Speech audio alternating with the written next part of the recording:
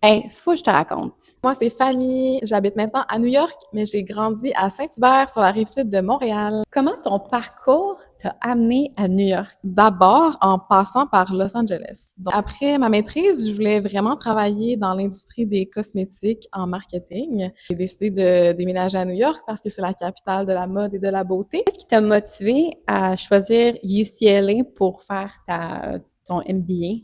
En fait, j'ai décidé de faire mon MBA parce que je voulais changer complètement de carrière. Quand j'étais à Montréal, je travaillais en tant qu'ingénieur dans un bureau de consultation. Pourquoi UCLA en particulier? Je voulais vivre une expérience complètement différente de Montréal.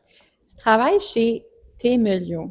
Peux-tu m'en parler un peu de cette compagnie-là? Temelio, c'est une start-up en technologie. On travaille dans le domaine de la philanthropie. On fait un logiciel pour les fondations, pour les aider à gérer leur programme de dons. Qu'est-ce qui t'a le plus surpris dans la culture de travail new-yorkaise, surtout dans l'écosystème en tech, là?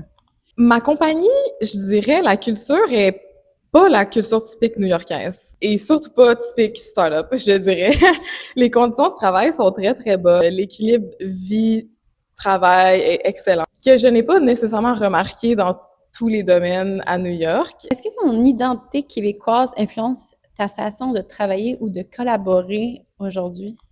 C'est une bonne question. Je pense que mon identité québécoise me suit définitivement partout. Je pense on est un peuple qui est très collaboratif, on s'entraide entre nous, donc ça, je pense que ça me suit dans mon emploi. Je trouve que la culture s'apparente souvent à la culture new-yorkaise aussi, dans le sens qu'on est très upfront, on se dit les choses en face comme elles sont, on est très honnête un envers l'autre, puis les New-Yorkais sont exactement comme ça, ils passent pas par quatre chemins. Quand il y a quelque chose qui fonctionne pas, ils vont te le dire. Donc, je pense que de ce côté-là, ça s'apparente beaucoup.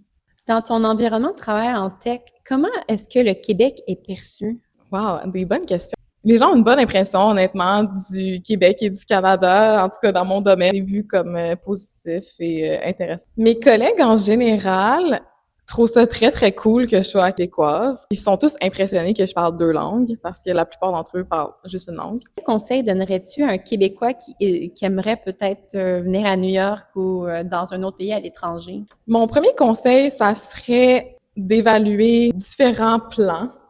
Parce que moi, quand je suis arrivée, j'avais une idée en tête. Je voulais vraiment travailler dans les cosmétiques. Puis la vie m'a amenée complètement ailleurs.